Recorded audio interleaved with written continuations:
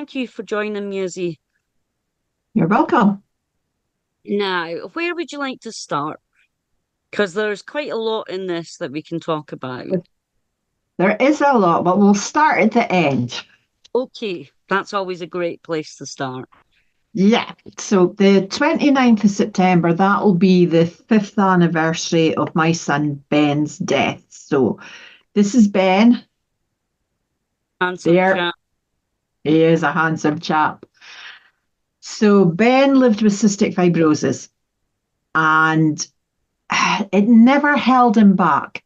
He had the attitude, I'm going to live a short life, so I am going to live it. And it, and the, people who were, oh, am I, have got a cold. He'd go, oh, bless you. You've got a wee cold, have you? That was kind of his attitude. But his other attitude was to achieve things. So he put himself through college. He was really gifted in IT, and at the end of his career, he was what was called an IT architect. And if I asked him what he did at work, it just kind of went, phew. Yes, I'm the same when people talk about Yeah, I. yeah. But when he was younger, Um, he took up 10-pin bowling and he thrived at that. But something he always had a hankering to do was learn to play the guitar. But I was a single mom, limited income, and it was like, Ben, I like to say yes to you, but 10-pin bowling or guitar, it's got to be one or the other. I really can't afford both because Course. guitar lessons, they were pricey. So he stuck with the 10-pin bowling. But when he turned 18 and he was living independently by this time, and I was very proud of him for doing that. And it was a Thursday, and I was in Aberdeen, and I gave him a call. Says, "Are you around? Can we meet up?" And he went, "Yeah." So I was standing outside Boots in Union Street, and I saw him walking down the road, and I'm like, "The hell's that on his back?" And as he got closer, I realised he'd bought a guitar. He'd been at Bruce Miller's, now defunct, and he'd bought a guitar, and he'd also booked some guitar lessons. So he was really, really chuffed with himself. Not just a guitar, but an amp as well.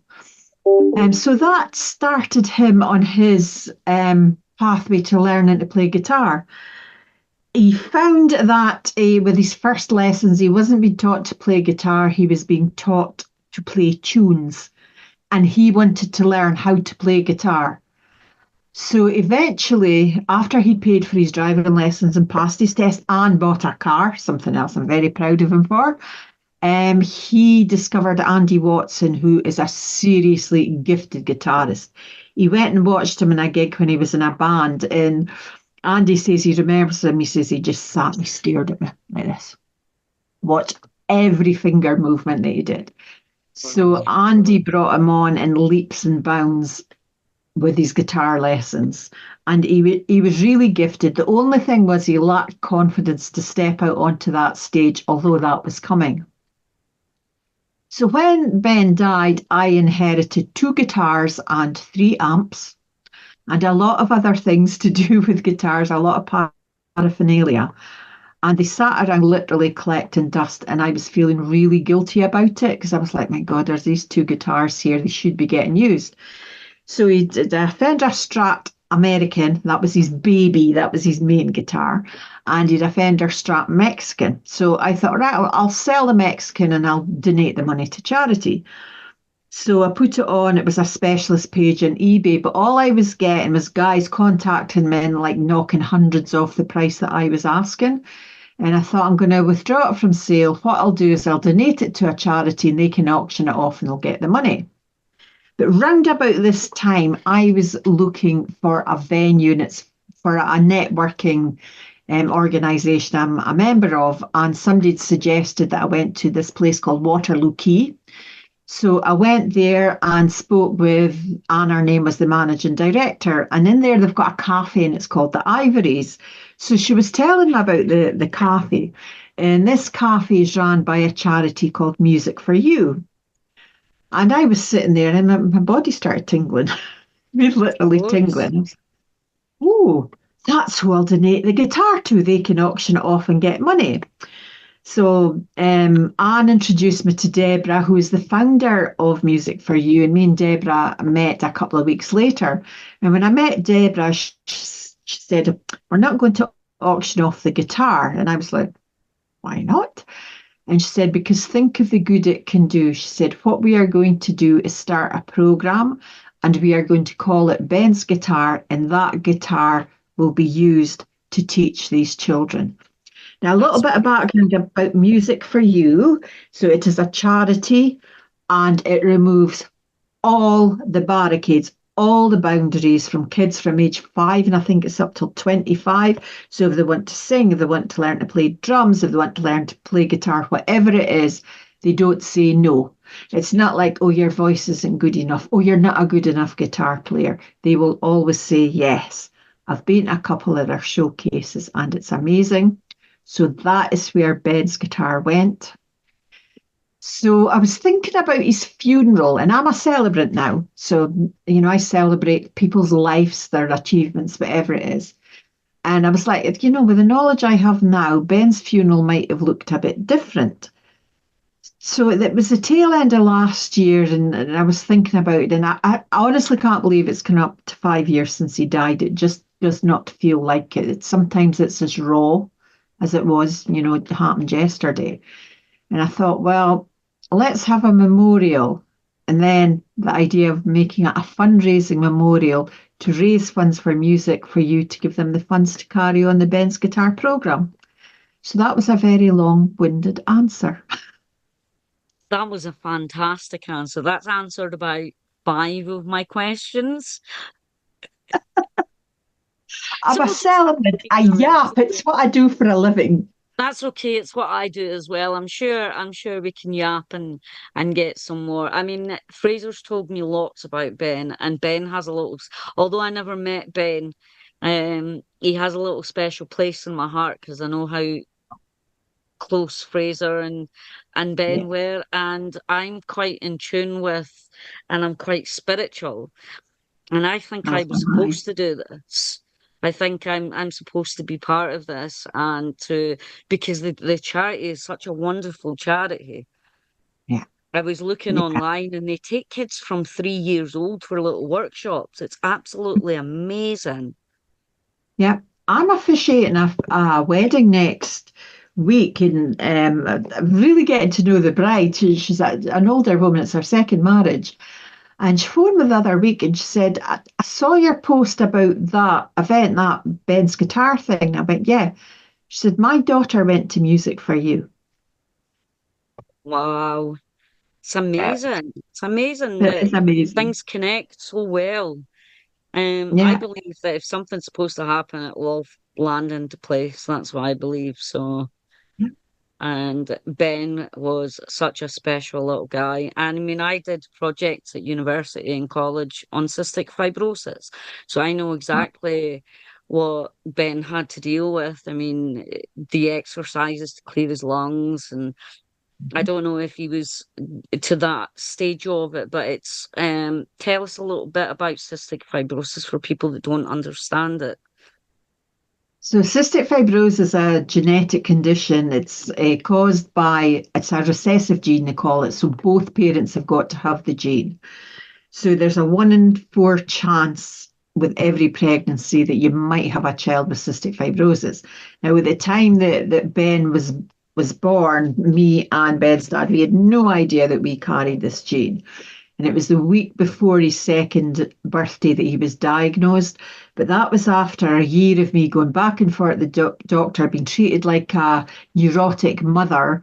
And then one doctor admitted him to hospital. That was in the November, no, the October, and then he was back in the hospital in November. And then they decided to test him for cystic fibrosis. And just that process was really difficult because the consultant was really reluctant to say yes, even Right. though it was a thing called a sweat test they did back then, even though it kept coming back saying positive for CF, he was just really reluctant. And my sister was a social worker then, and I didn't know this, but she'd actually stepped in and said, this is ridiculous. We need an answer one way or another. So eventually, the consultant said yes. So cystic fibrosis, people think it just affects the lungs. It doesn't. When Ben was diagnosed, it was mainly his gut. So immediately from 2 years old, he had to take these enzymes to allow him to digest his food properly. But as he got older, his lungs became more and more and more affected by it. And what happens is that the body produces this really thick mucus, not just in the lungs, it's in the pancreas as well. And eventually the pancreas becomes blocked and can't produce insulin, so they become insulin dependent. With the lungs, it leads to a lot of chest infections, a lot of pneumonias. He was in and out of hospital, but he actually managed his condition really quite well. The CF team in Aberdeen, Royal Infirmary, they're absolutely amazing, and he was well supported by them. And when he died, one of his nurses said to me, Ben was such an inspiration because of his attitude. She said, I wish all patients were like him. There was none of this, woe am I, woe am I. I keep saying that about him, but it's absolutely true. Now, here's Yeah. another funny story. I officiated a wedding in August, and the bridesmaid was his CF nurse. Wow, that's amazing that you got to be It is part of that. amazing. That Yeah. is so The, the wonderful. great thing about that team was they didn't, the sport just didn't end with Ben's death. They supported me in the weeks following his death. One of his nurses gave him an amazing tribute at his funeral as well. Wow. But the guitar was the one thing. Anytime I think about Ben, I just think about Ben and his guitar. He lived in Lawrence Kirk, and I used to go and visit him a lot. And he had this wee cave, I called it, his music room, I suppose. And you'd find him sitting in there playing his guitar. And I used to go in and I'd go through my Spotify list and I'd go, "Can you play this?" And he'd let me listen. I'd let him listen. He'd go, 2 minutes later, he'd be playing it. And Wow, that was a that's game that we used genius. to play. Yeah.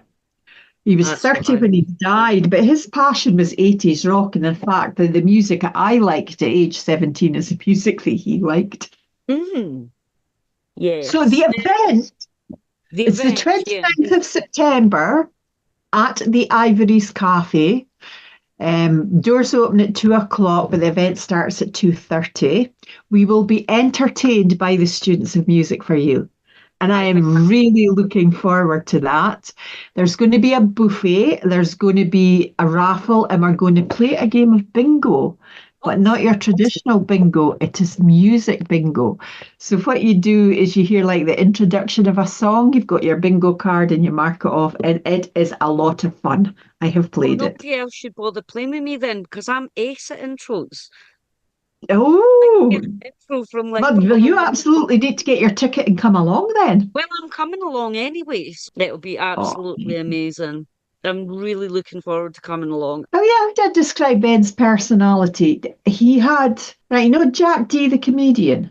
Love Jack D. That was Ben's sense of humour. Oh, it sounds Sometimes you amazing. didn't know if he was joking, but he'd say something, you'd look at him and you think he's serious, and then you'd see him just going, Yeah, a that little sounds telltale brilliant. smile. He had a phenomenal sense of humour, but he was incredibly intelligent as well. And if he wanted to learn something about something, he didn't just skim it. He didn't just like gather go shallow and get the top layer. Yeah. He went deep, and that's what he did with his guitar playing. And I'm people really ask, looking. who's your hero? And I would say Ben was definitely my hero because the amount of obstacles that he had to overcome to do things, and he did it. I think that's wonderful. My heart's tipped. Beautiful soul. Oh, and here's a thing about Ben. He was a champion pizza eater. You could not out eat Ben when it came to pizza. So just before we finish, just remind us again where the memorial is and invite everybody along. I hope we get a really good crowd. So it's Ben's Rockin' Memorial. It's on Sunday, the 29th of September, and it's at the Ivory's Cafe. Doors open at 2 o'clock. We'll start at 2:30 and finish round about 5. And the address is the Courtyard, Clarence Street, Aberdeen. And there's plenty of on street parking on a Sunday. The streets are pretty much empty, so you'll be able to get a parking space, but it is within walking distance of the bus station, the railway station, and Union Street, so it's quite accessible. But hurry up and get your tickets because there is a limited amount. Fantastic. Any ages available to come? It is absolutely family friendly. Fantastic. Well, you hear as you get down for an absolutely wonderful afternoon of great music.